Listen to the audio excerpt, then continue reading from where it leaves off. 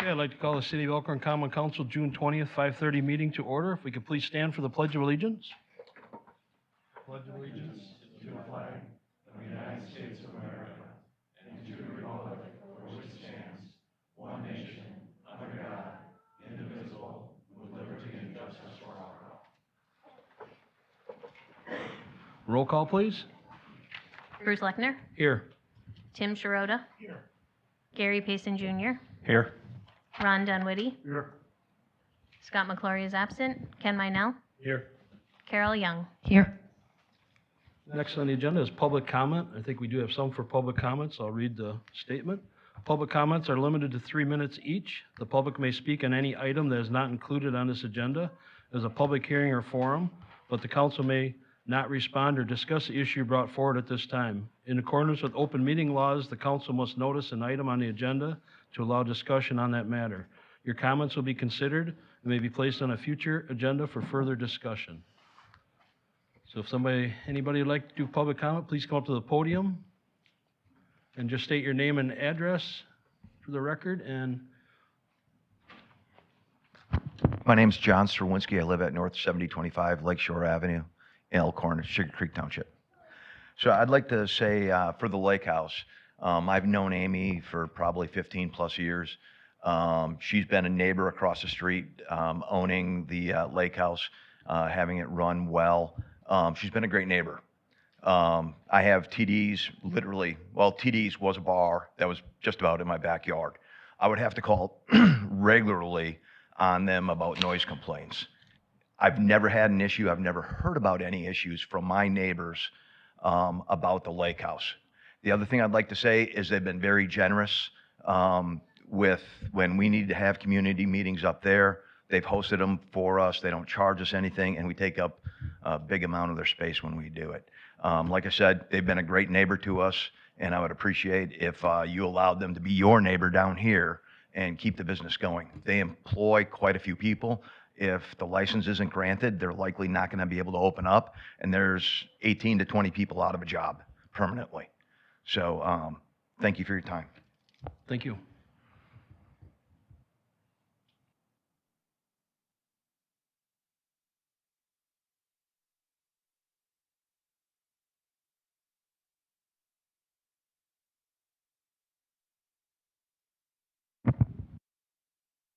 My name is Daniel Marina. I'm a neighbor as well. And I've known Amy for quite some time. A while back, how we first met him was my wife ended up driving off the road with her car, and Amy and her husband had stopped and helped her out of the ditch. And then when they bought the restaurant, there's not many places to go down by us. And if we have to drive to Elkhorn, we've been going to East Troy instead. So they've been great people. They helped us out. We were inconvenienced with our pontoon boat a while back, where in the middle of the season we weren't able to park it where we were on the lake. They said, for nothing, you can park it by our house. Our kids look forward to going to the lake house anytime they come home on any holidays. Our kids live out. They don't live with us anymore. And it's become a family tradition, and it's one of the few places in Elkhorn where they keep a close lid on any kind of ruckus, any kind of people raising hell. They run a tight ship there. My background is I was a correctional officer for years, and I know how that can get out of hand. I grew up in the inner city of Milwaukee. I know how bars can get out of hand with ruffians or just, people causing a lot of trouble. This is a family restaurant. You'll see everybody going there after church on Sunday. Again, it's just family oriented. They got sports on the television. It's a great place to go. So they've been very, very good in the community too. Thank you.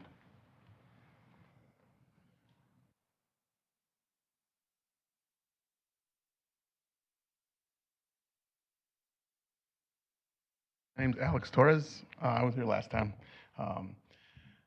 I spoke last time that I think this is a good thing that we should have it in Elkhorn. My address is 210 North Broad Street. That's my new address. I live in Elkhorn now. And I guess I want to put it this way. So I'm a retired sheriff's deputy, 18 years at the sheriff's department. And out of those 18 years, I've known that lady run that place and other things in the community. I've never, ever had a problem at that bar, working third shift, working second shift. Of all the different bars that I've been to, including the ones in the city, backing up the chief over there, at those bars, we've had problems there, never at that bar. So I don't know why we're having problems with this now. I don't see why. The rumors that are going around, I think, are totally unjustified. I mean, we're all sinners here. I said that before. We all are. Now, nobody in here can sit here and say that they're innocent of anything, including myself. So we need this place. We need people employed, and we need a fun place to go have dinner. And that's all I can say about that. I appreciate the time. You want me to sign in here? Yeah, if you could, please. All right. Thank you.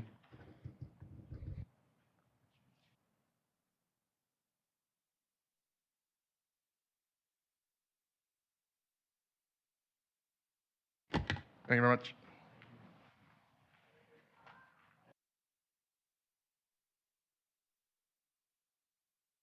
My name is Joe Kinky. I live at W5439 Wandawega Drive in Elkhorn. I just wanted to take a few minutes here and go over just a couple of things for the council and appreciate your time. I'm one of the cooks in the evening at the lake house. I'd like to speak just on a few things. I see the people in this room. I've had the privilege of cooking for many of the people in this room. I cook for Amy 5 nights a week at the lake house. She is in the kitchen talking with us on the line, making sure that we have everything that we could ever want.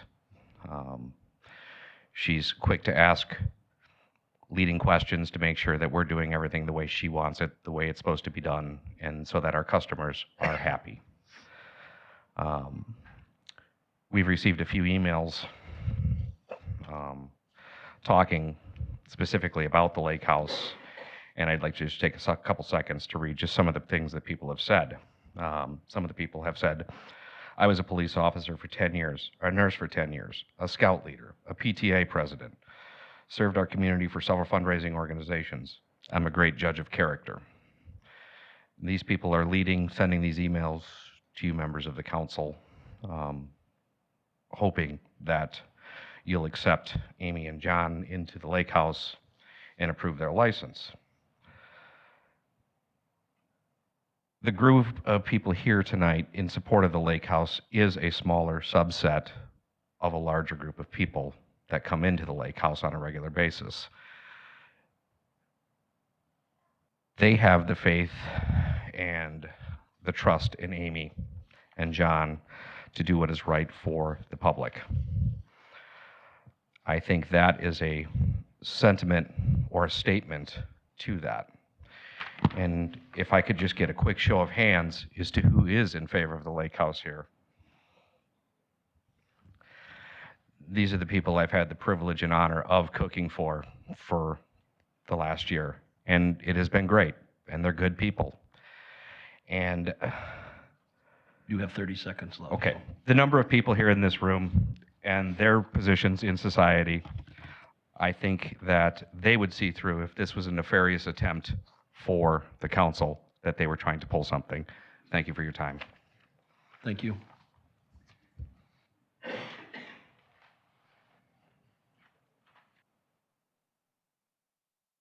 Good afternoon.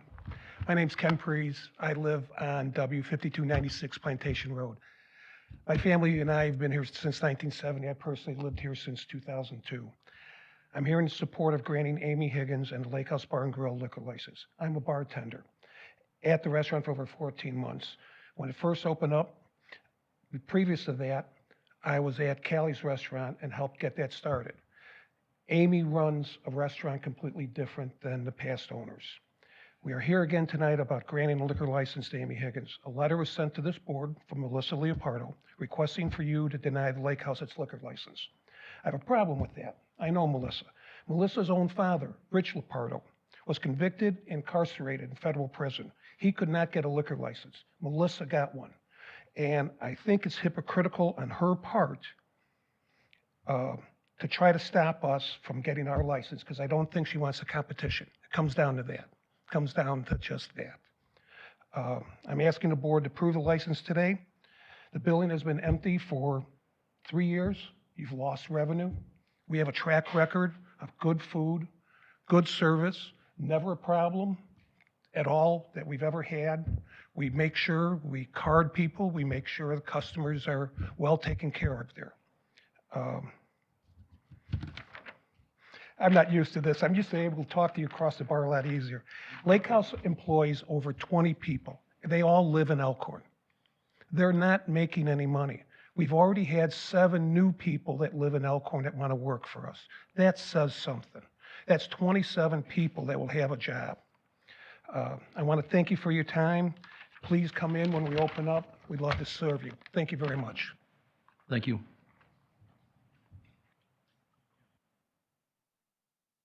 Hello, my name is John Roberts Jr.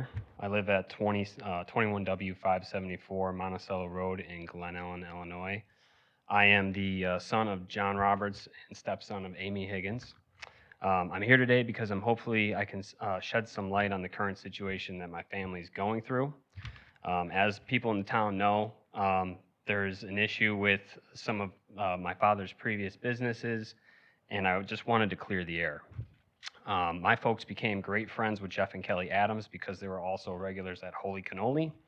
Our family spent numerous holidays together, and Jeff hired my father as the general contractor for his house remodel. Jeff's daughter was going to get married at the house in the fall, and my father had 9 months to get the renovations completed. As the project started, a large portion of the house was not on a proper foundation. The decision had to be made to knock the entire house down and re-pour the entire foundation for the house. This project went from a 5,000 square foot remodel to an 11,000 square foot new construction project overnight. This would obviously cost the Adams more money. My father was the type of guy that he'd rather be focused on getting the house done for this wedding than to chase down money at that time. This turned into the classic case of don't do work for friends or relatives. Amy even offered her American Express card as a line of credit to buy materials before Jeff Adams approved the draws. The newspapers and the court documents would later show that she's a co-conspirator, and my father that was funneling money to his wife. This was simply her money coming back to her. There were many times when draws weren't approved for months. I personally know that because I was a sub and worked on the job. It took 3 months for Mr. Adams to finally pay me in full weeks before the wedding. By the end of the summer, the wedding was a great success. My father, Amy, my wife, and I all attended. Mr. Adams made a speech thanking my father for all the hard work he had done in making that day possible for his daughter.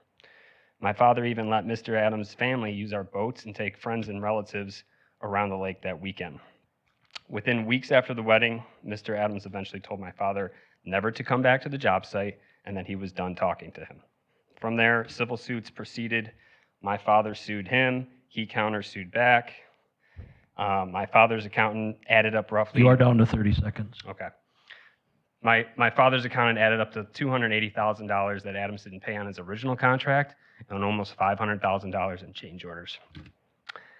Does anybody else think this is a coincidence when my father was charged with criminal charges a day before the civil lawsuit was set to begin? Everything that Mr. Adams has said has been planned out methodically by him and his lawyers, now trying to shut down our family restaurant. Yesterday, my father received the notice that the original lake house was being seized. Amy is a great person. I'm sorry, but your A time mentor of limit's up. mine. I look up to her. I hope you guys take that into consideration with your approval. Thank you. Thank you.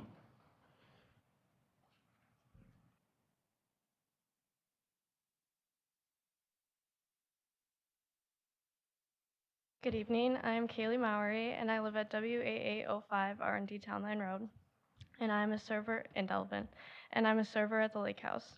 I've worked at the Lake House for a little over a year now. When I had first started, I was very shy and very nervous to even take anything over a 2-top. My boss and the rest of the staff had helped me overcome some of my anxiety. They had been so supportive of me, and before I knew it, I had gained so much more confidence in the work I had been doing.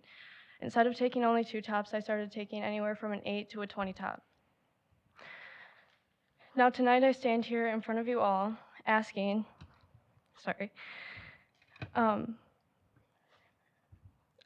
now tonight I stand here in front of you all fighting to keep the restaurant my job that I love so much and the jobs of the other great people that I work with at the lake house. John and Amy have always been so encouraging to us and they want us to succeed in everything that we do. I cannot ask for a better boss and better management to be working for. In a couple years, I will be heading off to college to pursue my career as a dental hygienist. Working at the lake house is giving me extra money to put aside for college. So tonight I ask that you take into consideration that voting yes for the best restaurant in Elkhorn will not only save my job and allow me to continue to save money, but also save my fellow employees. I love working at the lake house and I love all of our customers that come in to see us every single night and every single weekend. I do not want to work anywhere else and I'm asking to please vote for our restaurant and that we would all appreciate it very, very much. Thank you. Thank you.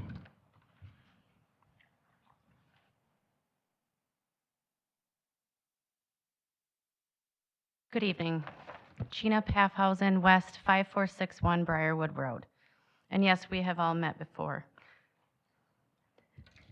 I am the manager of Lake House and a resident of Elkhorn. I am here tonight to ask that you please grant the liquor license to the Lake House so that our amazing staff can get back to work. I have received numerous messages weekly, daily from our employees on how they are hurting. They need to get back to work. My heart goes out to them. I myself have given numerous hours since we've closed down, and I haven't expected to be paid in return because I love working for the Lake House and Amy so much. We have over 20 amazing people that work for us, and we have also hired 6 more employees, and they are all residents of Elkhorn. I work directly with Amy, and I can't say enough good things about her. I love the way she runs the business. I myself have ran a business. My family was in garbage for many years. I was the controller. I had over 300 plus employees that I helped manage. Amy makes us all feel like family. All of our customers are so excited as well for our new location in Elkhorn. We have had over 3,700 people reach out to us on Facebook and express their excitement and can't wait for the lake house to reopen. I would like to thank you again for your time and please vote yes for the lake house. Myself and all the other employees would appreciate getting back to work and making some money. Thank you. Thank you.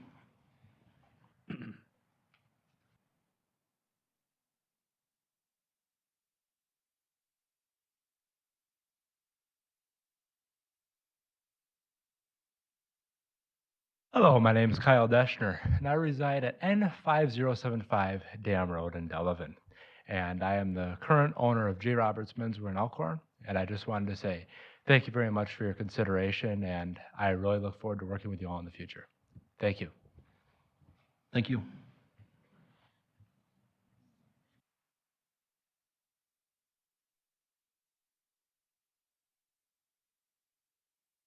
Hi, I'm Kim DeHaan, reside at 305 West Oak Lane in Elkhorn, and I'm here on a different subject. I would like to just voice my opinion on the city parks.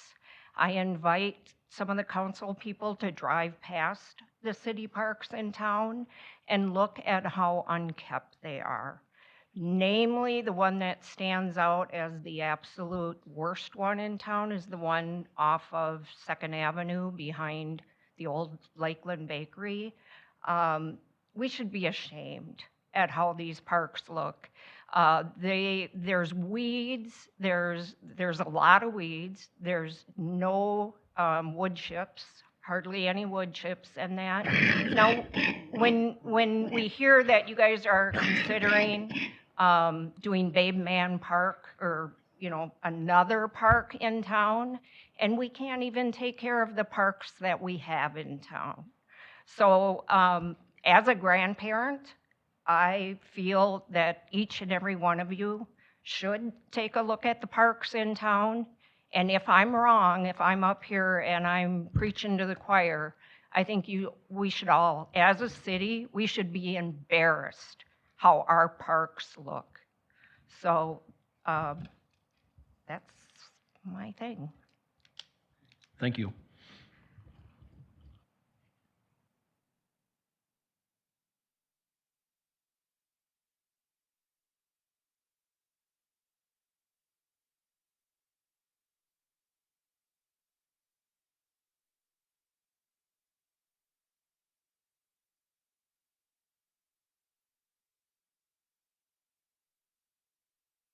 Good evening. My name is Lyle Blackburn. I practice law across the street at 354 Seymour Court. I represent Jeff and Kelly Adams and have represented them in various forms of litigation involving John Roberts and Amy Higgins and the Lake House residents, Lake House restaurant, for about 7 years now. So what I'm going to tell you is based upon sworn testimony that I've heard from Amy Higgins and John Roberts, and from very extensive research and review of the facts here. And I know I don't have to tell the council this, but your decision's not supposed to be made on a popularity contest. These are all great folks here, and I understand everything that they say, and I understand why they say it. But the fact remains is you've got an ordinance here, and that's section 12.03 sub 8, which identifies the 4 factors that you're supposed to consider when you look at an application like this. Number 1 is the arrest and conviction record of the applicant. Now, the applicant here is an entity, but 1/2 of the entity is owned by John Roberts. And John Roberts was convicted of a felon here in Walworth County for theft by contractor, and that involved my client's construction project. Now, he didn't have that happen to him after a trial. He entered that plea on his own. And that's not the first time. He has another theft by contractor felony conviction in DuPage County, Illinois, and it's a matter of public record. That time he was convicted after a trial. So the law says, Chapter 125, not only does an individual applicant not be a convicted felon, but if they're a member or a stockholder in a corporation or an LLC that is applying for the application, the same rule applies. The second criteria, the financial responsibility of the applicant. I went today and looked again at the record, and I counted up, I think, 7 different outstanding, at one time, delinquent tax warrants that were incurred at the restaurant property. They were all eventually paid except the most recent one. Some of them, they waited as long as 19 months to pay. As of June 1st, there's a delinquent tax warrant for over $2,000 that's still outstanding for the Lake House restaurant. You have 30 seconds, sir. Okay. Then I guess the last 2 are the appropriateness of the location and the premises. I don't think that has anything to do with this, but the applicant's fitness to be trusted to hold an alcohol beverage license. I think that in this case, there's more than enough evidence to show that these individuals aren't fit. And in fact, there's evidence that they used a legal separation proceeding in the Walworth County Circuit Court to try to avoid paying my client's judgment. And Judge Dretwan determined that that was an improper use of those legal separation proceedings, and she fined them, sanctioned them, and ordered that they pay attorney fees. We're at our time limit, sir. So on behalf of the Adamses, I would respectfully request that you look at the law and deny this application. Thanks. Thank you.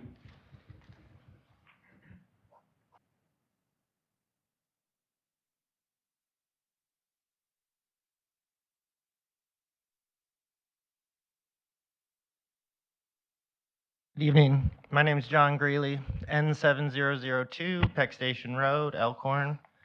I recently moved back to the area. I was gone for many years. The Lake House was a restaurant that I first frequented, and having grown up and having many friends suffer from DUIs and drunk driving accidents in the past, the Lake House is one of the most responsible restaurants I've been to.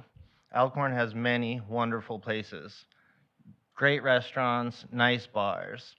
The Lake House enforces their alcohol policies 100%. I've never seen someone overserved. I've never seen someone be allowed to vape or smoke within the premise.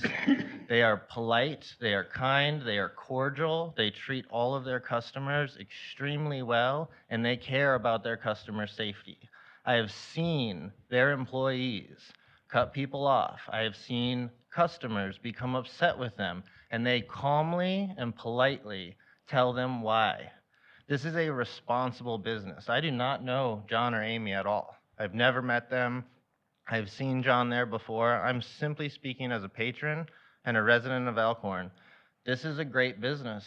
My family frequents it regularly. It will be a loss to lose it. I hope you take that into consideration. Thank you. Thank you.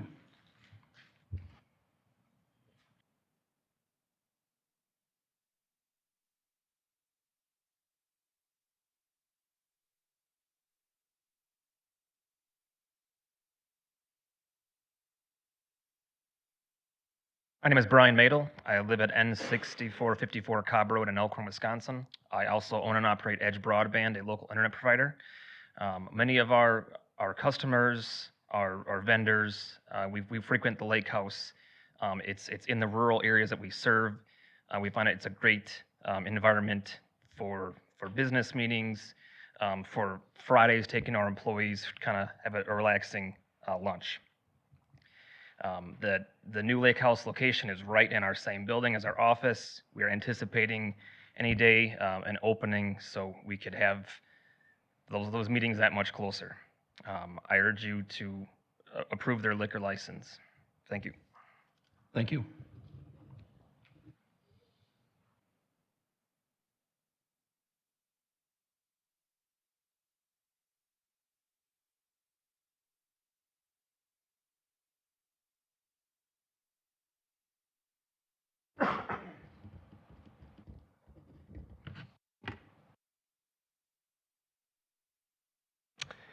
Hi, my name is Eric Truesdale. I live at N7142 Lakeshore Avenue in Elkhorn.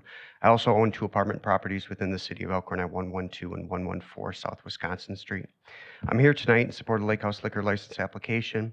I'm a regular customer at the lake house, and I happen to have a family member who works there and relies on it as his sole source of income. I know much of the criticism surrounding this application has stemmed from one source, someone who clearly is an unrelated conflict with John Roberts, the former owner. In my mind, I really don't see how issues that are unrelated to the operation of this restaurant should be a predominant concern for the council. At the heart of this matter are 2 questions. Does the Elkhorn community want this restaurant, and is this restaurant good for our community? I know there's been an overwhelming show of support by area residents who know Amy, John, and other people who work in the lake house, and they want to do anything they can to keep the restaurant alive. I would ask that you compare that support to one individual and a few of his affluent friends who are pressing to stymie the application. They do not care if our community wants this restaurant to continue, and they should, or at least you should. I think you would agree there are clearly more people in favor of this application than opposed to it. So the second question at the heart of the matter, is this restaurant good for our community? It would seem that it would be rare when considering these applications that you could actually look back at how a restaurant has been managed, what complaints they have had with regards to over-serving, underage drinking, noise complaints, and the general compliance with laws that govern an entity that serves liquor. But in this case, you know they have been exemplary. You know that the team that Amy has compiled knows how to run a restaurant responsibly and in compliance with all of the laws they are expected to follow. You know they've done that since 2018. What's more, if the lake house ever stopped operating in a way that didn't meet the city's expectations, the liquor license you're considering now could be revoked. Given that, it seems like a very easy decision. But if it's not, consider further the question of if this restaurant would be good for our community. Does this fill a vacant restaurant building that is otherwise generating nothing for our community and will eventually turn into an eyesore? It does. Does it bring good jobs to area residents that have relied on it for their income since 2018? It does. Does it provide a dining option for residents north of town where there's a lack of sit-down restaurants to enjoy? It does. The You have lake 30 house, seconds left, please. the lake house has been well run. It has been well liked by people in the community, and its management has shown they have been and will continue to be in compliance with everything that the city is asking of them. If they're, and if they're not, you can end it anytime you want. I hope the council believes, as I do, that these are the only questions that matter. Is this what the community wants? And will it be good for our community? I also believe you know the answers to these questions. Please vote in support of this application. Thank you. Thank you.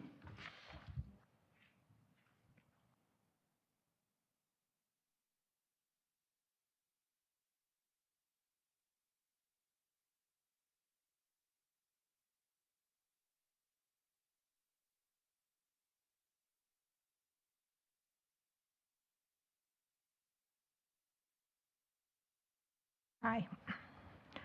My name is Kathy Truesdale. My address is W50, 52 Clearwater Lane. I couldn't hear Eric real well, so I'm not sure if he touched on this. I hope he didn't, so that I'm not redundant. Many reasons have been given for reopening the lake house, but there still are some concerns as to why it should not. Some of you may be on the fence as to whether Amy is worthy of a liquor license. Please consider this possibility. If she is given the license for 1 year, you will be able to see her performance. When her license is up for renewal at that time, you don't have to renew it if you feel she did not live up to the criteria expected of her. I think you can also pull her license at that time. It puts the burden on Amy to prove herself, and it could be a win for everyone. So I hope you will give it serious consideration. Thank you. Thank you.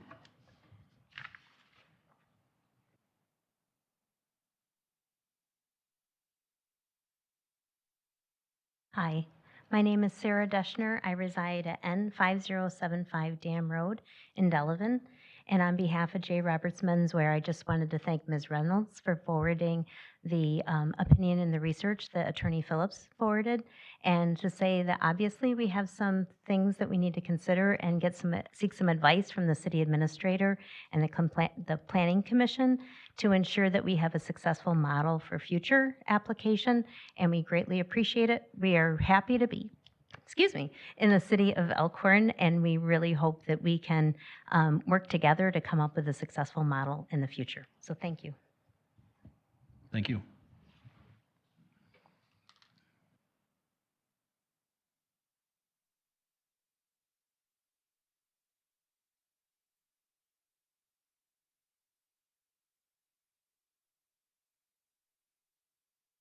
Anybody else for public comment?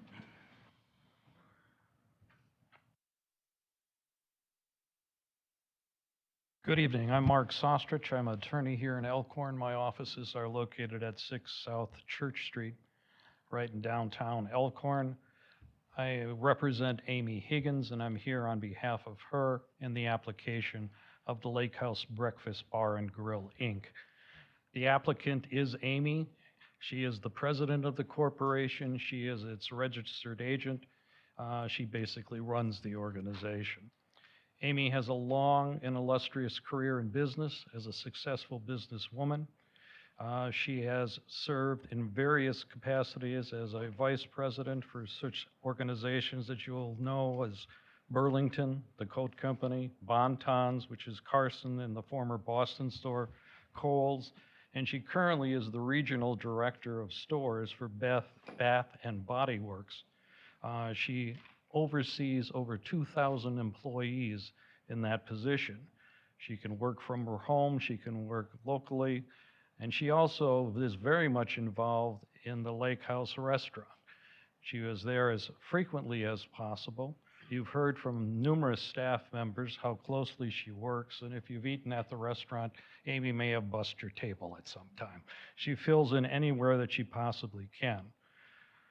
This license appears to have simply run into problems with regard to a dispute between John Roberts, her husband, who she has stood beside through very difficult times and provided funding through difficult times in his efforts to rebuild a house for Mr. Adams.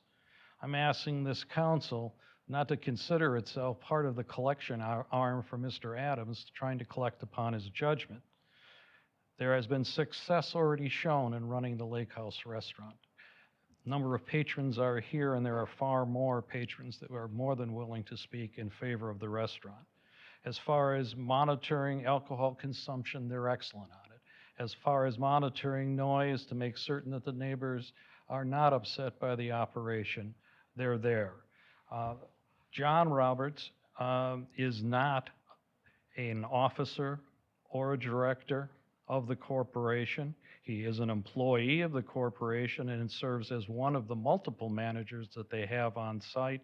He primarily is in charge of customer relations, but also in maintenance of the building, given his background. You have 30 seconds left.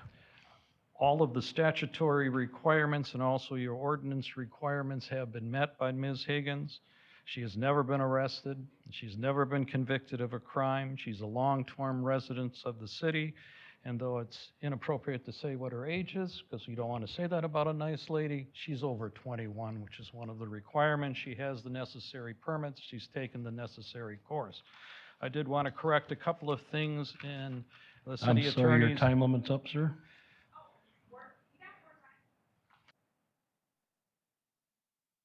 No, but it's 3 minutes per person. It's limited. Nobody's been over 3 minutes. I'm sorry. Pick it up with someone else then. Thank you. Have to be fair to everyone. Stephanie Lepto. I live at W4001 County Road, Elkhorn, Wisconsin.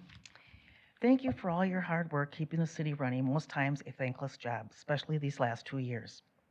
Many have said, there's a lot of gossip going around, so many have said that you all make up your minds before you get here and don't listen, so I would hope that wouldn't be the case.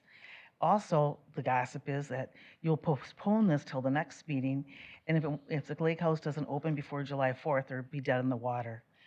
I don't think that Jeff Adams wants the lake house to open. Frank and I feel that Amy is an outstanding citizen. She has an amazing work ethic. We have some bad information on Jeff Adams. And we just chose to take the high road and not give it to all of you and gossip and make things worse. We felt that it's better to have integrity than to try to hurt someone. Lake House has no bad press or no violations. Again, please vote yes for the Lake House. And I would like to say that there's a civil rights action against Jeff Adams, and it happened a few years ago. He's not perfect either. Thank you.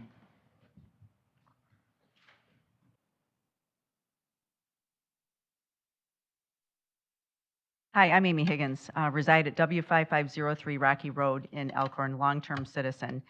I came tonight, initially I wanted to talk about all the great things we were going to do with the restaurant to really add value to the community in Elkhorn.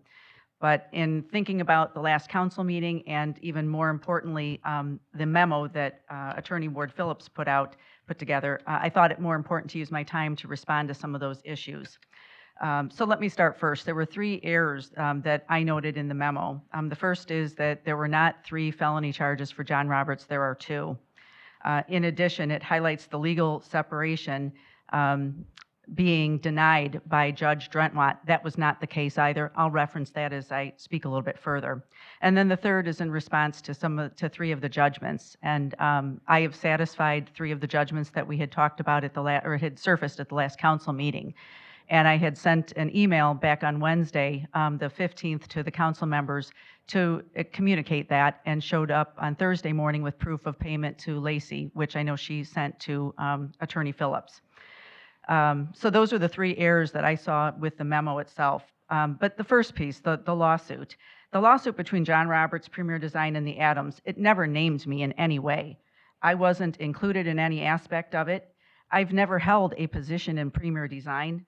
And quite frankly, Premier Design was in business long before John Roberts and I were married. From a standpoint of liability, I am solely responsible for that default judgment simply because I'm married to John. As most of you know, Wisconsin is one of 9 states that has the marital property law. Now, the legal separation. Back in 2019, we did file for legal separation. At that point in time, Judge Johnson claimed that it was marital debt. We knew that, but we continued to proceed with the legal separation. I want to highlight that the separation was defined, I think, by Mr. Phillips as a legal separation by two of them was essentially a sham and denied it. That was not the case. It was never denied by Judge Drentwatt. Based on CCAP, the court dismissed the petition for legal separation without prejudice. That was Judge Drentwatt's response.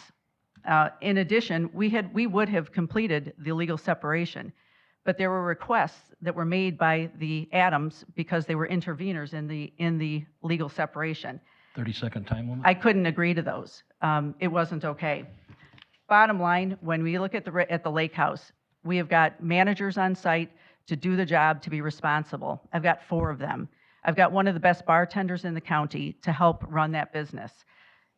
60% of all businesses in restaurants fail in the first year, 80% in the first 3. The lake house is a success story. Bottom line, we've been open 1,740 days of business. Please assess our ability to do this for you based on our experience and what we've demonstrated with a good, solid track record. Thank you. Thank you.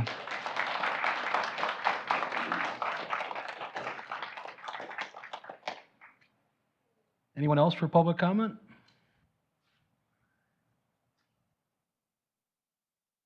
I will close public comment. Thank you, everyone. Moving on to our agenda. We have consent agenda, the council meeting minutes of June 6, 2022. Everybody seen those in their packet? Do I have a motion? I'll make a motion to approve the council meeting minutes of June 6th. We have a motion to approve. Do we have a second? Second. We have a motion and a second. Was there any questions or changes need to be made or anything? Any discussion? All those in favor? Aye. Opposed? Meeting minutes of June 2nd, 2022 has passed. Next, bills payable. Consideration and recommendation to pay the bills for the month is $2,615,790.80. Do I have a motion? I'll make a motion to pay the bills as the amount stated. We have a motion. Do we have a second? Second. We have a motion and a second. Any questions or discussion on those that were in your packet, all the bills? Roll call, please. Ron Dunwoody. Yes. Ken Minell. Yes. Carol Young. Yes. Tim Sharota. Yes. Gary Payson Jr. Yes. Motion passed to pay the bills. Next, presentation. We have Jason Tadlock, the District Administrator from Elkhorn Area School District, to go over a couple things with us. Good evening, Jason. Good evening. I'd also ask if it's okay for John Anzelon, our Community Engagement Coordinator, join us. Yep, John, you can come up too.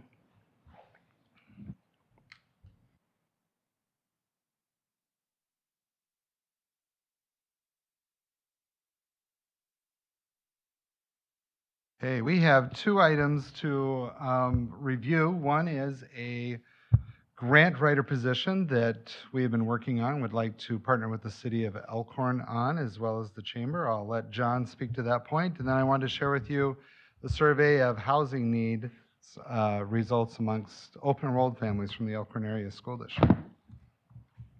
All right, thank you. Yeah, as Jason said, I'm gonna need that.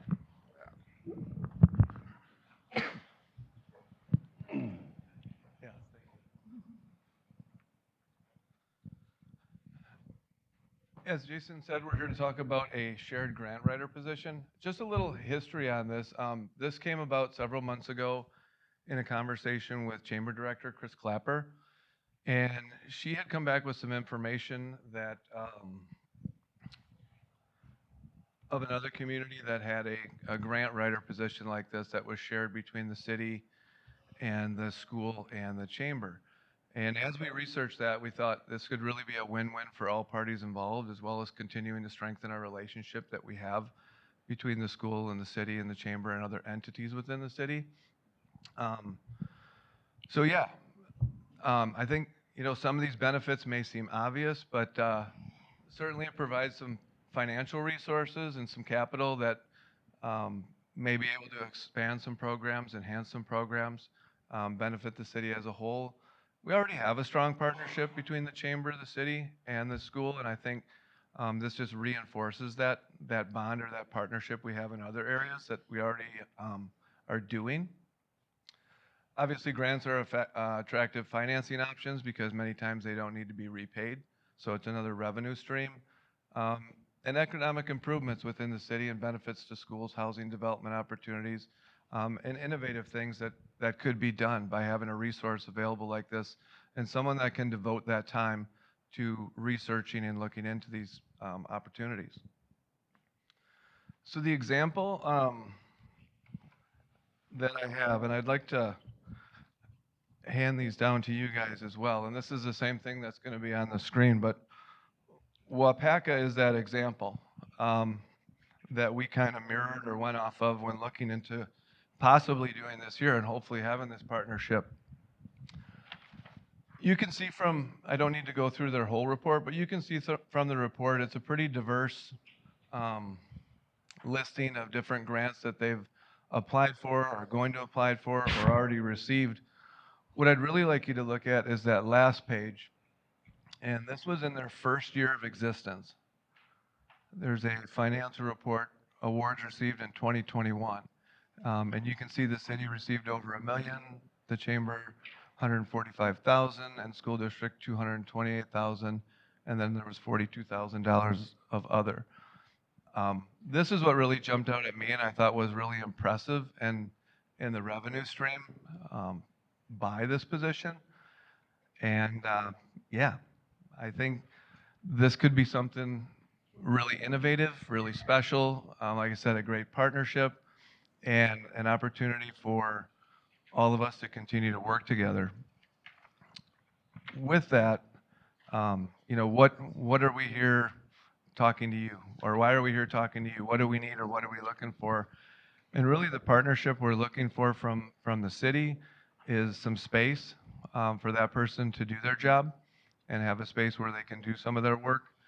And in talking to the library, some space was offered up that's available if this was to come about. And grant oversight, we asked, part of what's going to help make this work is oversight from the school, the city, and the chamber, and having those people or those representatives from those entities oversee the person, give the person guidance so that we're not just getting grants to get grants, but we're getting grants that's in line with the mission and vision and direction that the city wants to go. And directing that person to the right places to make sure they're making the right contacts with places like economic development and other city entities that that understand where we want to go or maybe where we need to go. And the shared commitment. Thank you. And what I would add to that is I think the best deal of all is really what we're asking the city to do is provide that space. We know there's no space here, but the library's offered that. The district will use the community service fund and that levy to fund the position. And so the individual would be a district employee, but with the purpose of serving those entities, the city, the school district, and the chamber. So we see a lot of positive, you know, when we look at that Wapaka model, you know, if we figure the employee average costs with benefits and salary and everything may total around $100,000, but they're bringing back a return of $2+ million a year. It just seems like a wise investment. So that's what we were looking for in relation to the grant writer. Any questions related to that? Will the funding for that position change as the years go on? I mean, or is the school district funding that forever? Yeah, I don't want to get into, you know, too complicated on school funding, but the community service portion is a separate levy. So, and it can only be used for positions that provide service to the community as a whole, not specifically just the school district. So that fund has been there for years and years and years. They put a cap on it for a few years where you couldn't increase it, but it's the only part of a school budget that we have the ability, the school board does, to increase. So they can hire that individual and increase that portion of the budget as needed in the foreseeable future. So that was the other advantage. Wapaka did it. They had a benefactor in the community who donated the money and said, you've got a year and then figure out how to be self-sufficient. Many of the grants in this position could become self-sufficient, as most grants will have up to a 10% portion of the grant that you can write in for administrative fees and costs. So that would all be structured, but it's perhaps the most secure financial portion of our school budget that we have. So I see it being sustainable. Council members, any other questions on that portion? So, council members, are we interested in moving forward with? I think so. Yeah. Great, and it was officially approved by our school board. We'll go ahead and, hearing the interest from the council, we'll go ahead and move forward with posting for that position. All right. The second portion of my presentation is related to the housing survey. Just a little bit of background. I've been working or a member of the Elkhorn Economic Development Alliance since its inception. Boy, has it been 7 years ago? I don't know how many years ago that started, but it was towards the beginning of my career here in Elkhorn. And throughout that time period, and at the inception of the EEDA, centered around that was an economic study that the city did in cooperation with the Elkhorn Economic Development Alliance.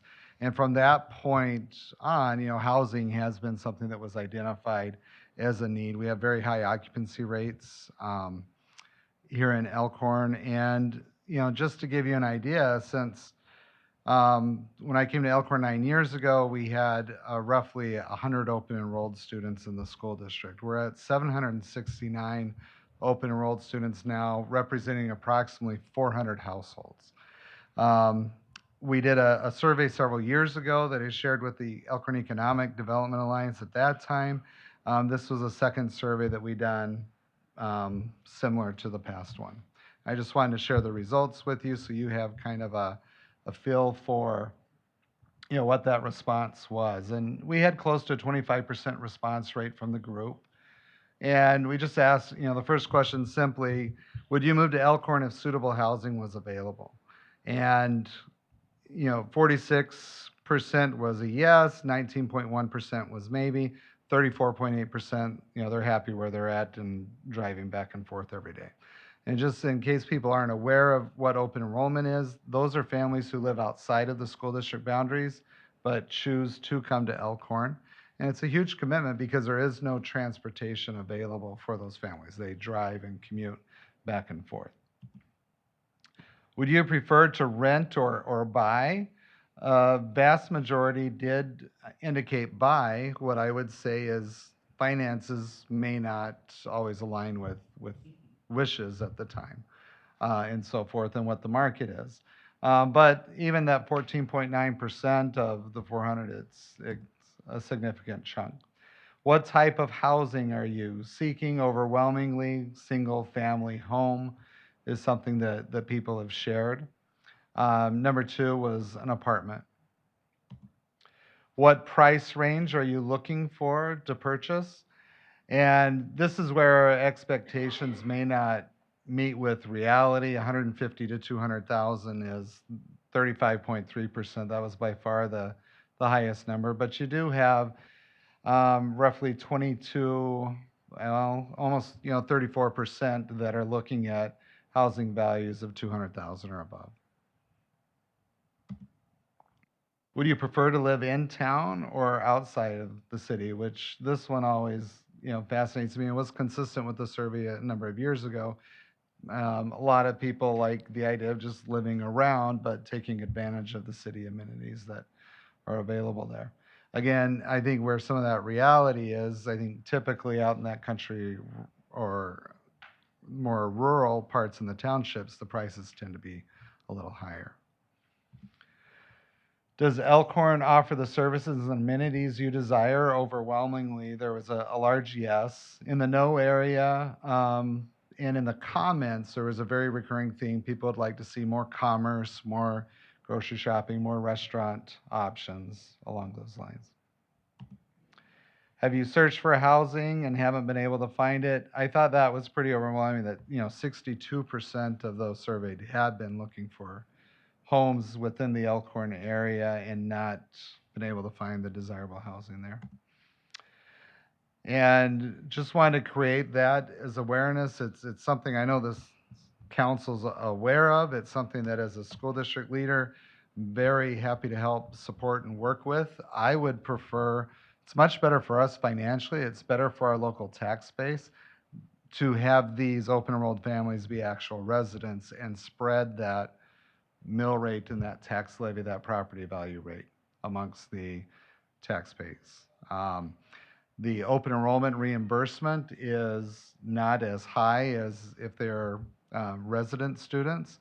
And it does, and we don't have a very high revenue limit. We're in the bottom 10 school districts in the entire state of Wisconsin out of 460 on how much we spend per pupil. A lot of people would be shocked by that because they see the programs, the offerings, and the quality of education we provide to the kids, but don't necessarily realize that we do it as one of the lowest spending school districts in the state. So thank you very much for your time. Happy to answer any questions if there are any. Anybody have any questions on the housing? Again, I guess I do. Mm-hmm. We had a concept plan presented to us a couple weeks ago of a large apartment development.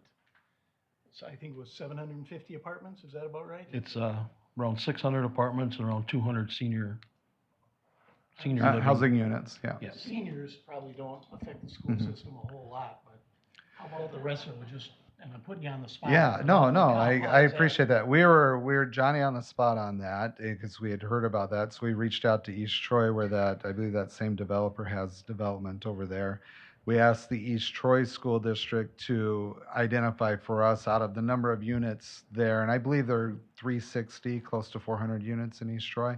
We wanted them to identify how many students come from that development because it's, I would expect probably a similar style development and with the parking underground and the apartments there. And their computer system, Skyward, was down. They couldn't give us that data, but we're working on that data.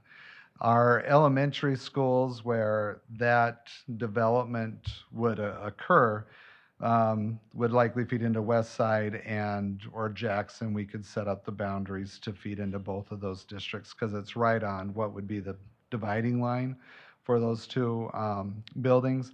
And both Westside and Jackson are down about 100 students from where they were 5 years ago. They used to be just over 500 students each in that building, and they're down in the low 400s now. So we'll be able to get those numbers, and my understanding is that's an extended development time frame for that. So to be frank, as a school district leader, knowing how short we are on that multifamily housing, it's something exciting for me. I don't think it will negatively impact the other owners of multifamily housing because what we hear over and over is we can't find anything. And and my own anecdote is I have a foster daughter who graduated this year, and we looked for a housing unit for her to transition into an independent living situation, and there was absolutely nothing open in Elkhorn. The shortest potential wait would be September, and that was if there was no guarantees anything would open at that time. My other concern I have is we're having a hard time getting staff who can live here in Elkhorn and not have those large commutes. It's getting harder and harder for them to acquire housing. And not just the teaching level staff, also the administrative level staff. And the concern with that is as there becomes a greater shortage of teachers, if you're living in Milwaukee, which a lot of our staff live in those Milwaukee suburbs, and now there's a job opening next door and the fuel prices are up and the pay is comparable, I mean, I'd have to look them in the eye and say, you've got to do what's best for your family and consider that the amount of time on that commute. And so the more that we can get our staff to live in the community, be a part of the community, the less turnover we'll have and more consistency too. So I think that could be a potential help in that market for them. Any other questions? Well, thank you, Jason and John. I think, Jason, if you work with Adam on getting the proposal that we need for the grant writer. Then we can bring it back to the council and get the appropriate vote for that. Perfect. Sounds good. Thank you. Next, move on to report of city officers. Mayor, tonight we have the swearing in of 2 new Elkhorn area career firefighters. If they would like to come forward to the podium, our city attorney will be giving the oath. Gentlemen. Why don't we put our families to get in here? Oh, okay. Your family's in there now? Yes. Are they up there? They're all in the back. They don't want to come up One here? for each of them. Probably not. They're shy. Yeah, you can come up and get pictures if you like from the front. Go ahead.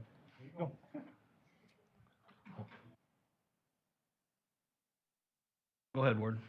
All right, gentlemen, if you'd raise your right hand.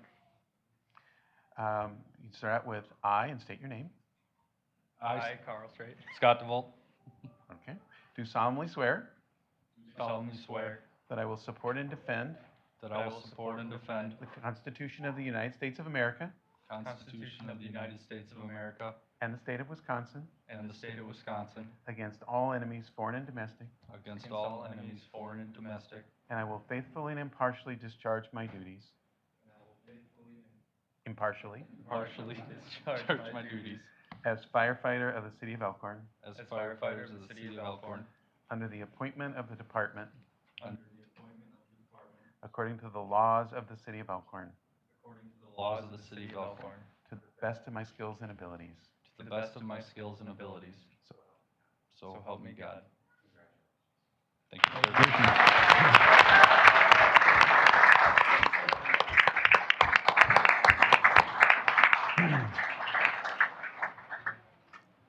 Congratulations to you both and welcome to the Elkhorn Fire Department. Thank you.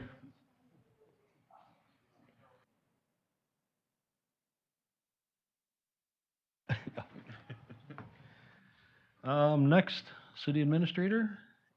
It was a tough act to follow. Real briefly, just to follow up on kind of what this Jason was talking about with housing. So I'll give you a couple quick housing updates. One with that mixed use development that we're looking at. We did meet with Toronto last week and to talk about the TID district, TID 4, and to explain the financing to them and to talk more about their plans for the project. We're going to be scheduling a meeting with the fire department here probably next week, or maybe even this week, just talk about access in and out of that site so they can get some feedback before they want to, update their plan if they need to before giving it to us to forward to Tesca, our planner. So, and other housing news, the mayor and Alderman Meinel and I will be meeting with Belinsky Homes this Thursday to talk about what they might want to do in terms of revising their plans for a development kind of by the Piggly Wiggly area of Church Street. And then just wanted to say we do have a draft of that proposed intergovernmental agreement that the school board was talking about, but we're just trying to finalize that. So we should have that ready for the next meeting. So all right, that's it. Okay, thank you, Adam. Reporter liaison committee meetings, fire advisory. We have a meeting coming up in the end of July. Okay. That'll be the end of July, fire advisory. Library. At the last library board meeting, they, discussed the usual things. Some of the highlights are, they had over 200 people show up for the summer reading program kickoff. There was activities, petting of animals, listening to music from Kyle Deschner, and food from Friends on the Square and Seeds of Hope. The first adult library program took place on Saturday, June 11th with a good group and a lot of treasure found. A big thank you goes out to our fellow councilman, Scott McClory, who did a program on his metal detecting, and it was well received. The library is partnering with the school district to have a youth program and concert at the Elkhorn Middle School on Friday, June 24th at 10 a.m. And the library has started doing Library on the Go, an outreach program to distribute books to children throughout the community at the Sunset Park Pool. A big thank you to Carl and the pool staff for being so accommodating. That's it. Okay, thank you. Next, recreation advisory. Yeah, just a couple updates.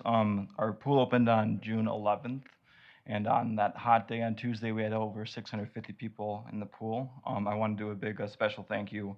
We have 70 seasonal employees, high school, college age students that have really made this first week of a success. So I want a big shout out to them. And our next Park and Rec Advisory Board meeting is on August 10th here at City Council. Thank you. Thank you. Chamber of Commerce. Chris, got anything?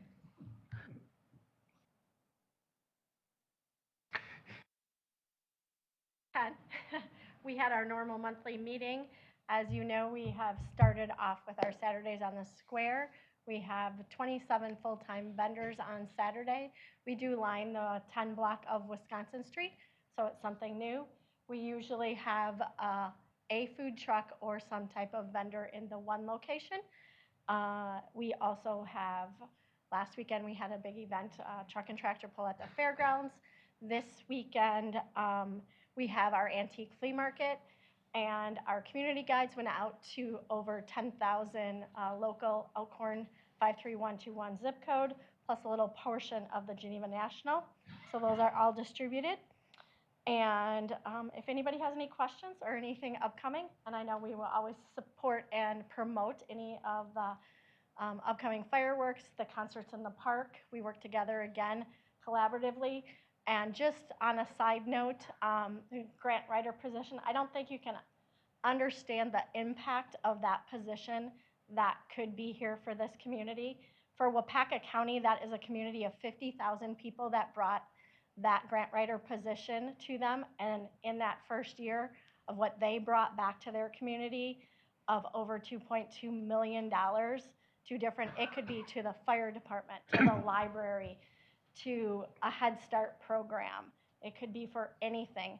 And it would be governed or overseen by the city, the chamber, and the school district in multiple different entities.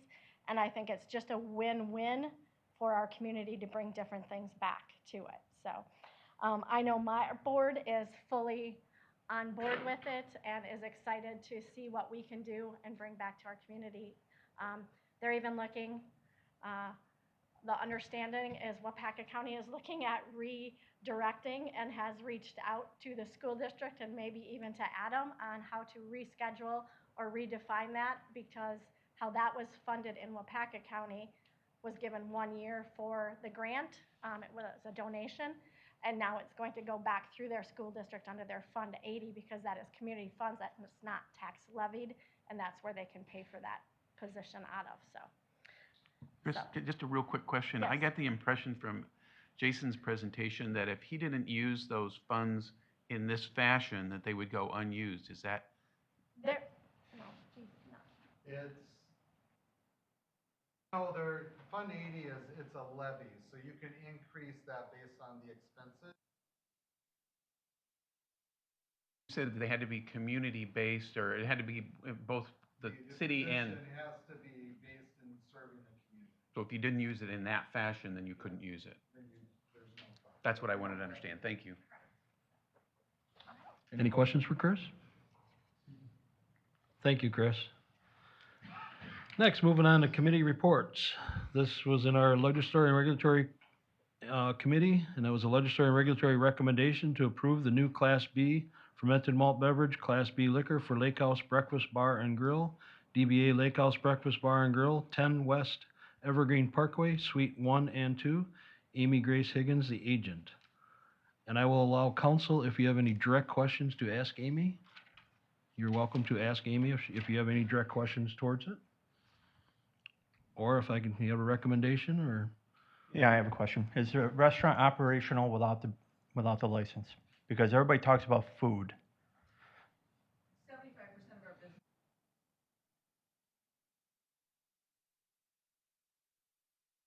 Amy, could I have you come to the podium just so we can? Or the table. Or the table, either one, just so we have it on. It doesn't record well otherwise. Okay, all right. 75% of our business is food, 25% is alcohol. In all honesty, I don't know that we would be able to drive the kind of business and traffic into the restaurant without the liquor license. We initially tried that when we opened up in Sugar Creek while we were waiting for the license to be approved. And it really, it frustrated customers more than anything because they like to come knowing that they have options. So without the liquor license, I don't think we could do enough business in that location to make it work.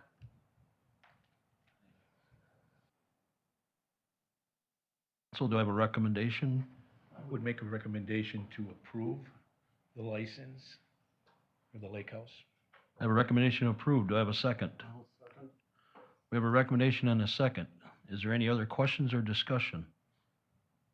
I guess what I'm struggling with, and maybe the city attorney can answer this.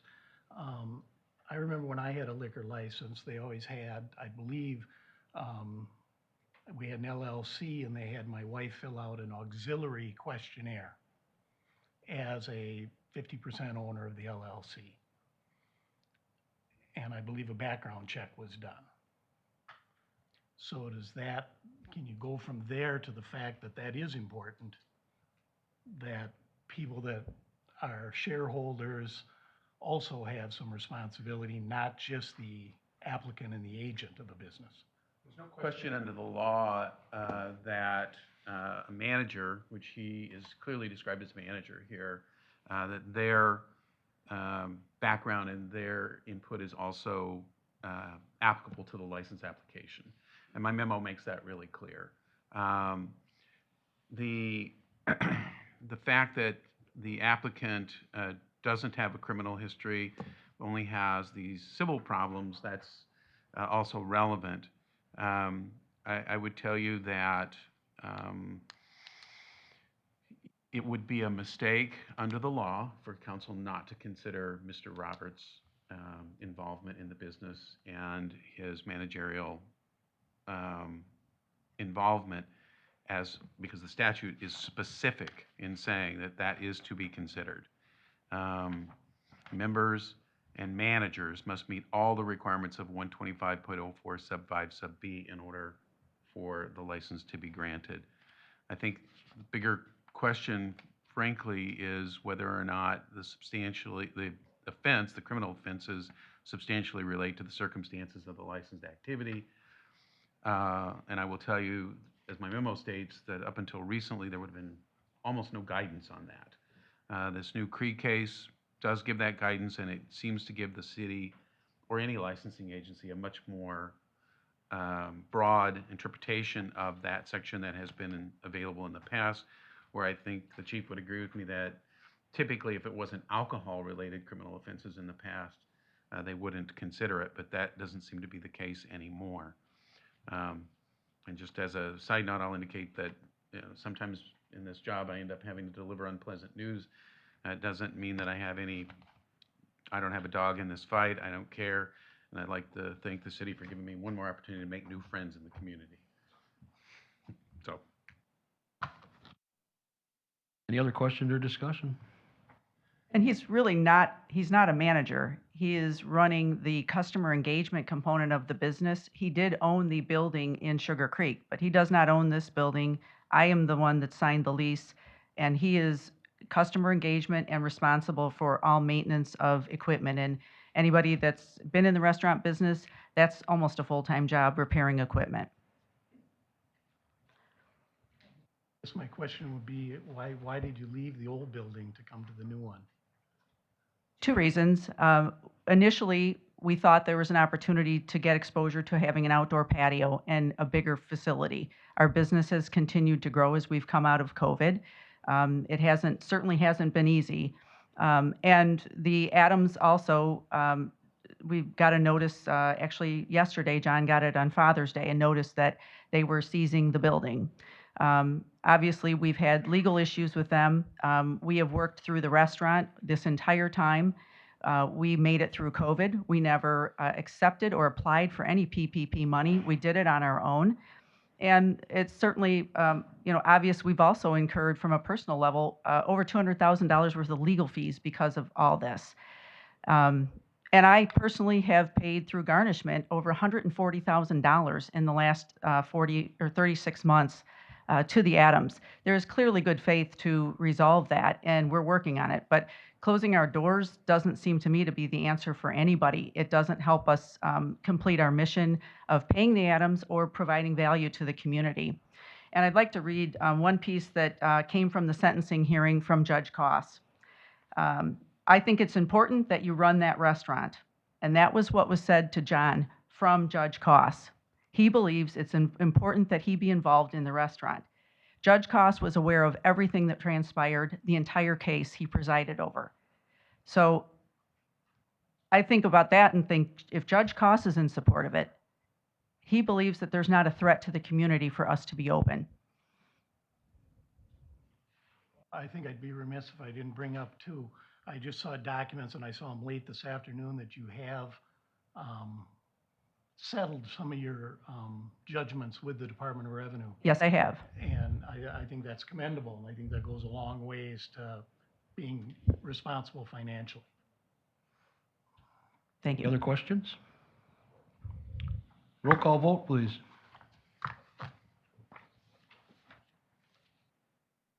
Ken Minell, Yes. Ron Dunwoody, Yes. Gary Payson Jr., No. Carol Young,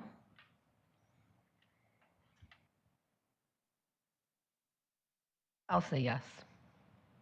Tim Sharota, I'm a no. 3-2, the vote does pass for the Lake House liquor license. Thank you.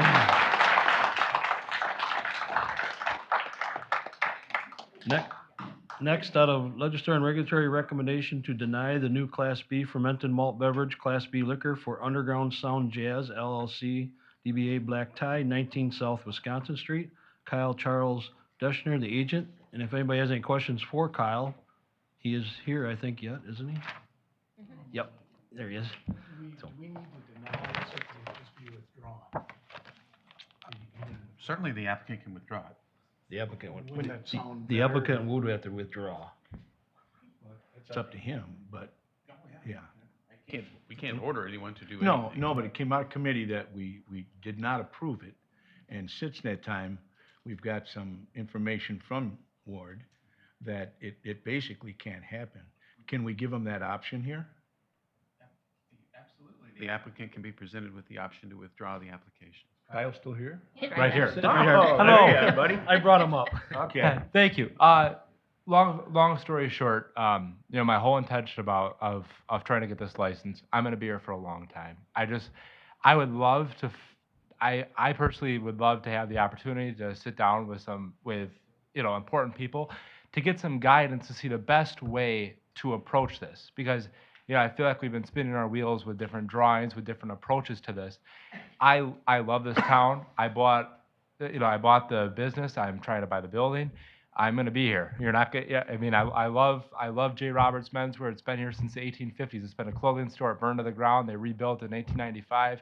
The history of that building, of this town, is so amazing. I'm committed to it. I've got a fire in me to build the business more than it is now, and I'd love to add that element. It's working for a lot of my brother and sister clothing stores that I'm part of a buying group of, and they're based out of Minnesota, and it's an element that's being added, which is bringing back the small town clothing atmosphere. It's creating a different atmosphere that people want to come into those stores. They want to come visit these downtown stores because Kohl's doesn't have that. JCPenney doesn't have that, but I have it, and I can create a welcoming environment for those people to come into the store.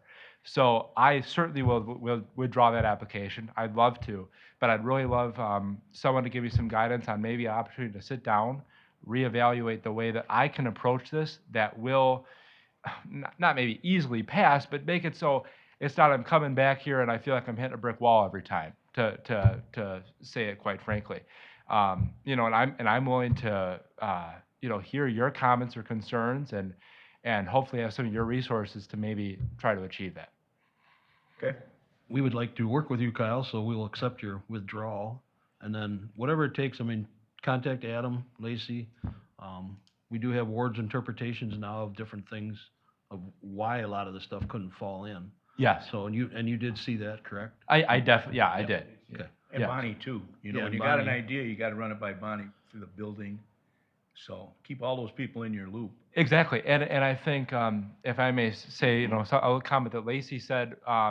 I know when we were talking, it was kind of difficult because it felt like we were talking to one person. They were saying okay, and another person was saying, oh, this isn't going to work. This isn't right, and so it was kind of, every time we thought we were getting somewhere, and then the next person was saying, oh no, we can't do that anymore. So definitely, I mean, even if there was an opportunity where we can get all those people on one page and say, okay, this is what I'm trying to do. This is the concept I have, and maybe try to schedule something where we can all, the three of city administrator, zoning, and maybe Lacey, I would love that at any time, just to make sure that we kind of are all on the same page on how to approach this. Well, thank you. Hey, thank you very much for your time. I appreciate it. Thanks, Kyle. No vote will be necessary on that then. Then we'll move down to unfinished business. We talked about this a little bit last month. We just had the electric, so we had to put the water on there, but discussion and possible decision on the water and electric department's opt-out program for advanced metering infrastructure. Everybody remember that? Yep, I'd like to make a motion to approve that. Okay, we have a motion to approve. Do we have a second? Second. We have a motion and a second. Any further discussion or questions? Roll call, please. Gary Payson Jr., Yes. Tim Sharota, Yes. Carol Young, Ken Minell, Yes. Ron Dunwoody. Yes. Motion passed on the opt-out program. Next, discussion and possible decision on the Reese spring and fall leaf collection equipment options. We asked city staff and Matt to make sure to get back with us on some stuff, and they did. Everybody's seen those in their packet, correct? We have questions for Matt or anybody? So I guess the question comes into, we saw what it costs to have Waste Management do it now. And Matt, your judgment, your best guess is if a new supplier takes over for our garbage in 2023, will we get similar rates, or is it going to go nuts for any type of collection like this? Time that Waste Management or Advanced Disposal was contracted, I think one of the reasons was because they provided this service. A lot of other, from my understanding, a lot of other entities don't. Like John's, I don't believe John's provides leaf collection services. Very limited out there for leaf collection. As far as the fees, I'm not that familiar because I don't know that there's a lot of other entities out there that provide that service. And would it be worthwhile to pursue a company that does just this, to service the city? I could look into it. The council'd like me to. If we're only going to spend, $30 or $40 or $50,000 a year versus $400,000 on a truck, kind of adds up. Just kind of thinking outside the box, in my opinion.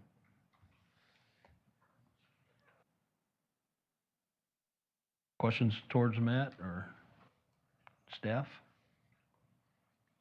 So what is the deadline here, Matt, that we have that on their truck that they're holding? I'm going to move down here a little bit to the revised fiscal consideration. So the schedule that McQueen gave us is that by the end of this month, they need to tell Freightliner how to build that truck. So if we're going to get, if someone were to get a chassis mounted unit, it would be a little bit smaller. If it's going to be a hook lift unit, it's going to be a little bit bigger. This chassis could also be used for a Vector. So they're going to have to make that decision on what they're going to do. So it depends on, if we want to be able to give them direction, we need to give it to them by the end of this month.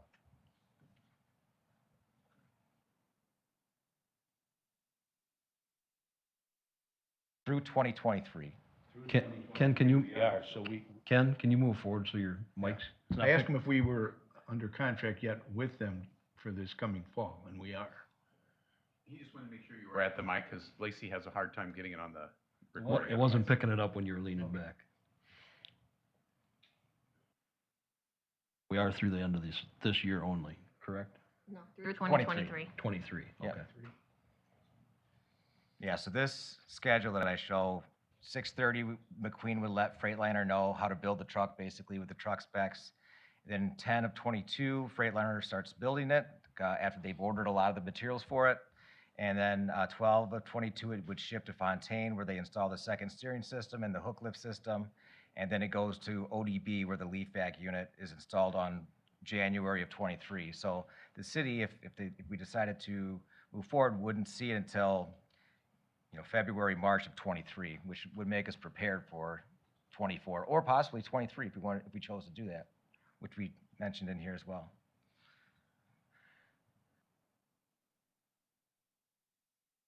Out of our 23 contract, the fall of 23, I guess, if we had the new truck? We raised that question internally too, and I posed it to Waste Management. They've not yet gotten back to me, but I feel strongly that they would not have a problem not doing it. Yeah.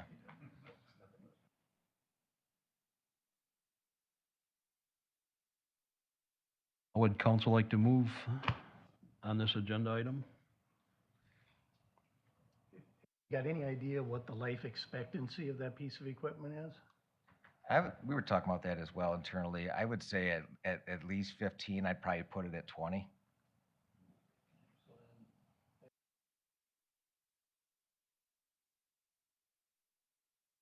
Than the 31,000 we paid this year. Yeah, considering maintenance every PM every year, breakdowns during that time frame.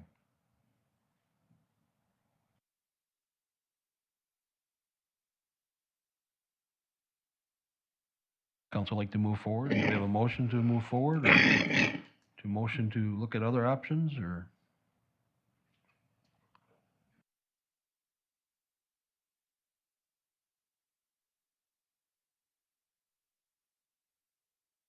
Ago, did we, I think we touched on it, did we talk about it, you have enough manpower to run this?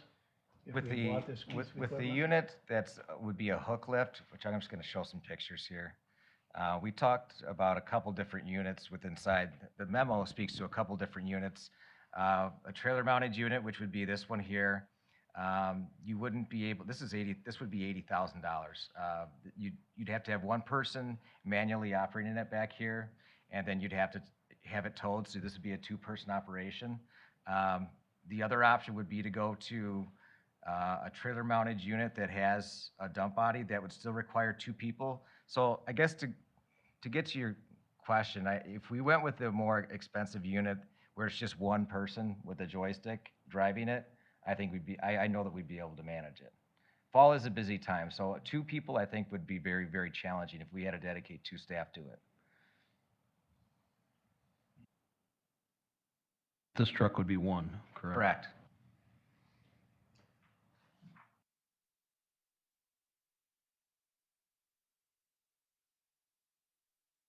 So? The other thing, if it's okay, last time at the last council meeting I spoke to it, I was under the impression that when the truck was purchased from Freightliner, that we would have to pay for that in '22. That's not the case. So we wouldn't have to pay for any of this until we received it in '23. So this would be something that the council could budget for in '23.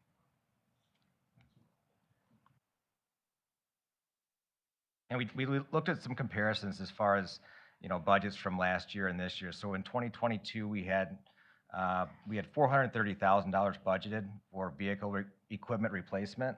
This year, we have none currently in our 5-year program, just for information. And correct me if I'm wrong, though, if this truck is with the box on the back, the roll-off, that could be used for snow removal in the winter? Yes. It's just not leaf when we park it? Correct.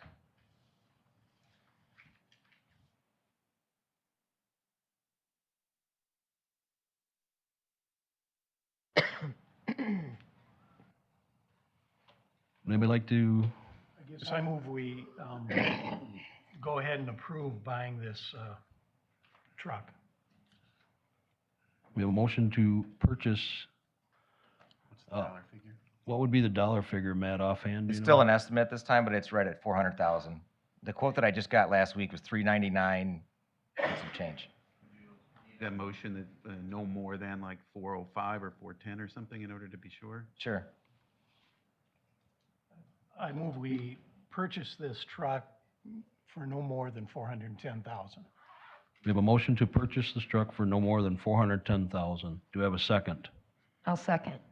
We have a motion and a second. Any further questions or discussion?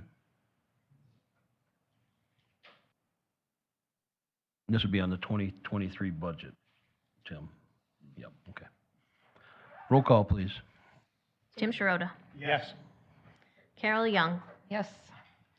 Gary Payson Jr., Yes. Ron Dunwoody, Yes. Ken Minell. Yes.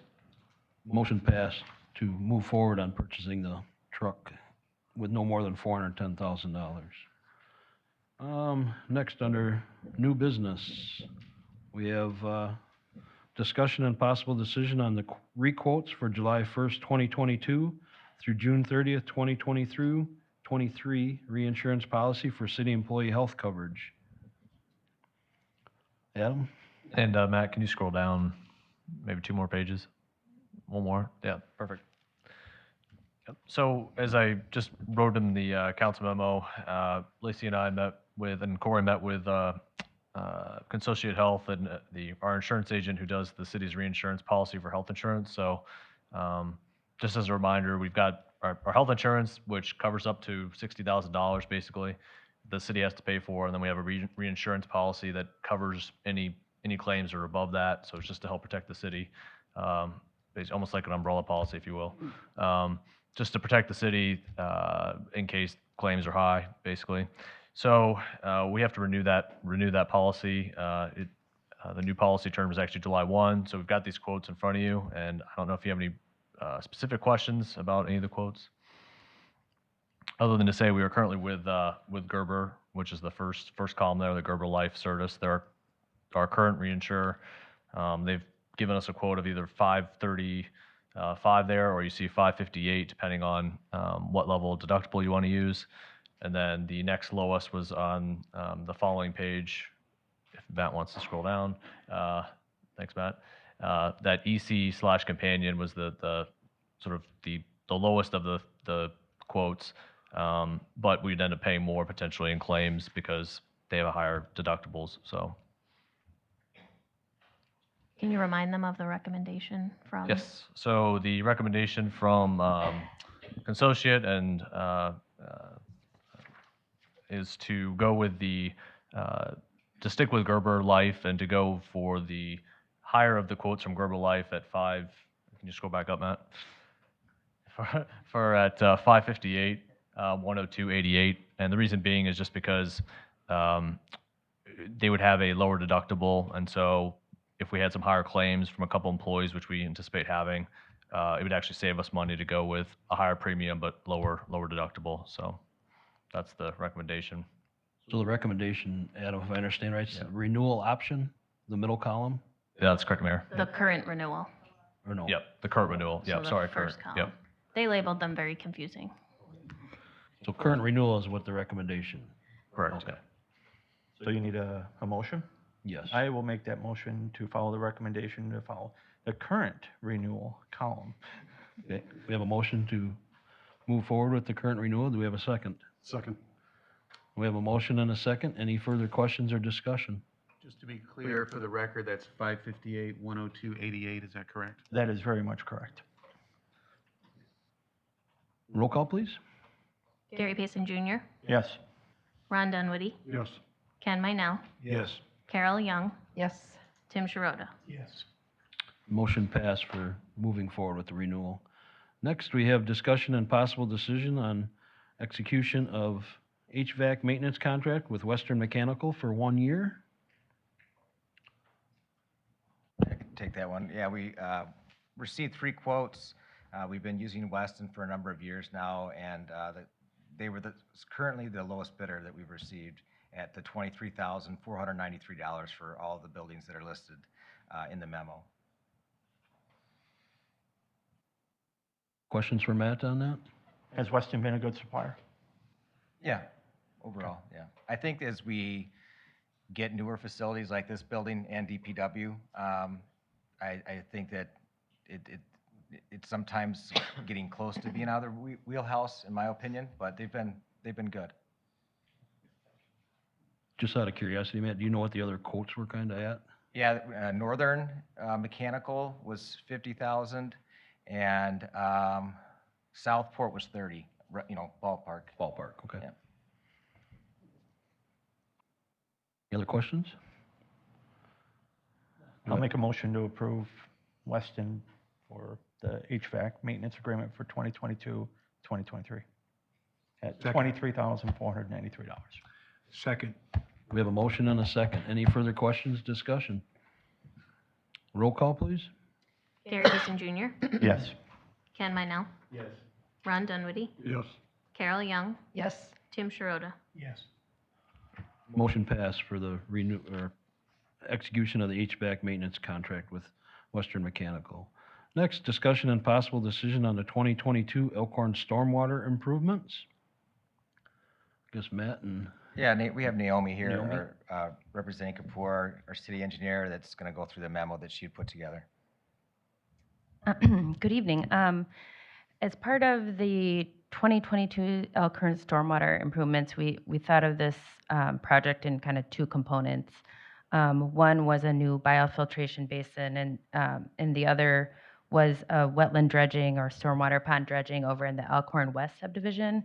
If you recall, these improvements were to help mitigate some of the flooding over on Monica Drive when we have storm sewer surcharge and water heading into the street and flooding through the neighborhoods back there.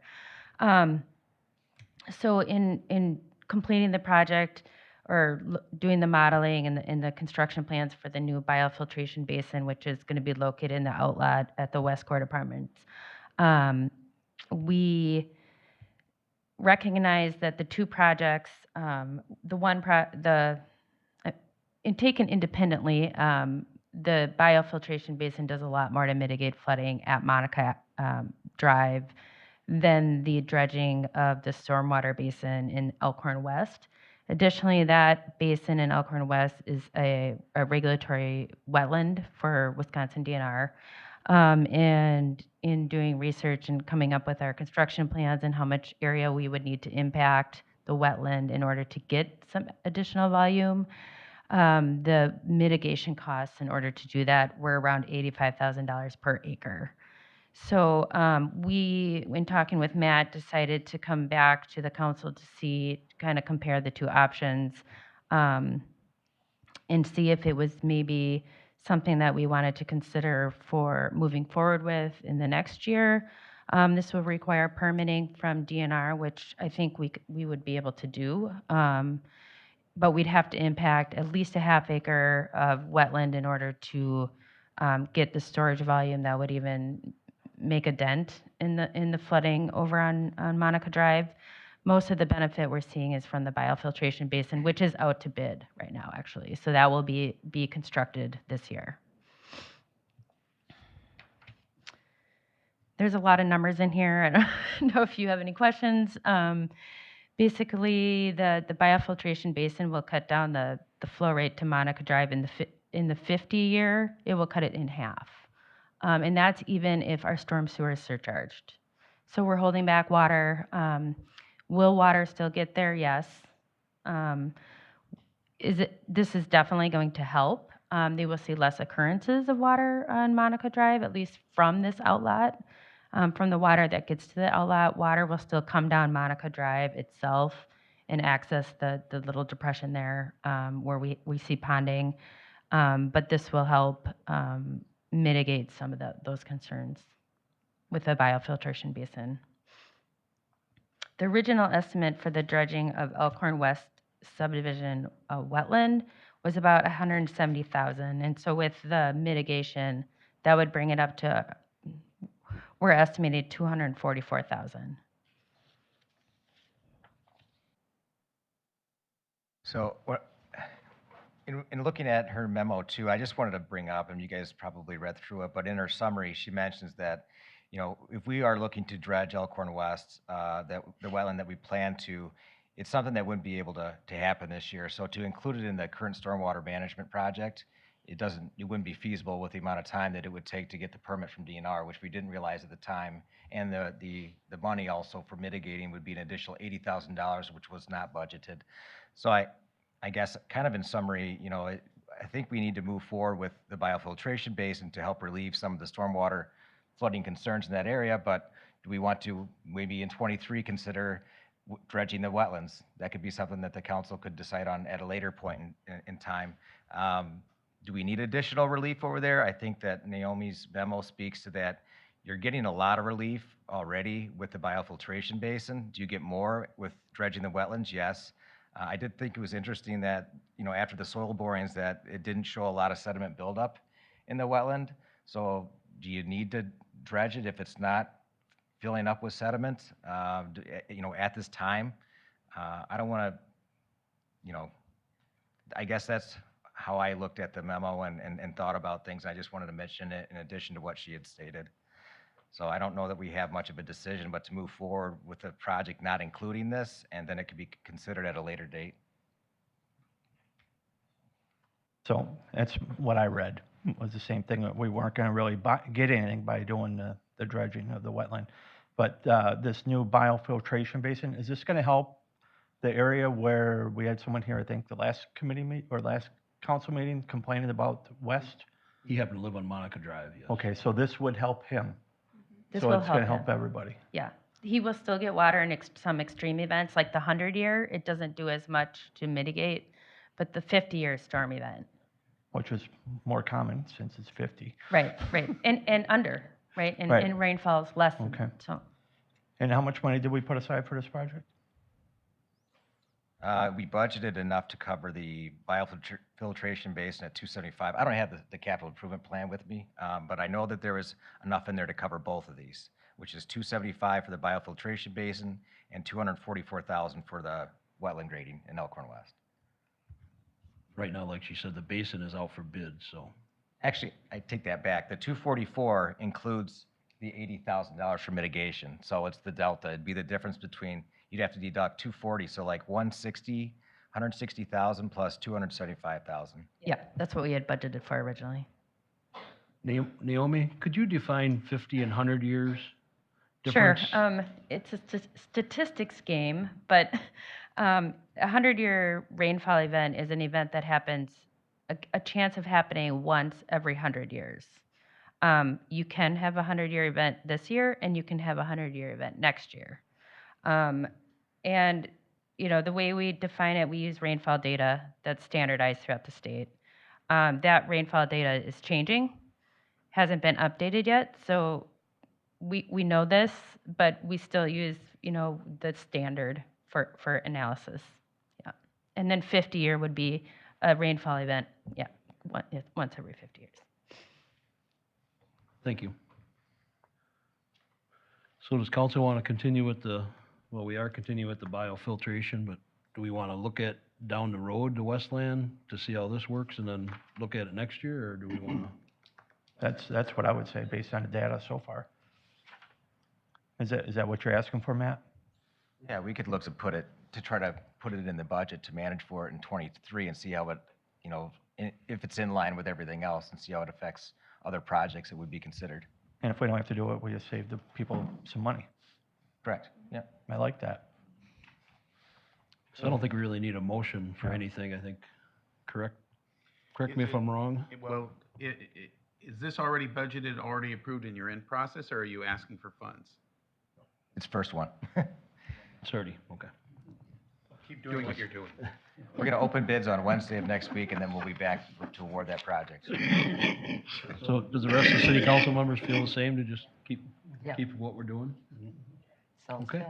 Yeah. Okay, well, thank you, guys, and motion to adjourn. I'll make that motion to adjourn. We have a motion to adjourn? I'll Do we have a second. We have a second? All those in favor? Aye. Aye.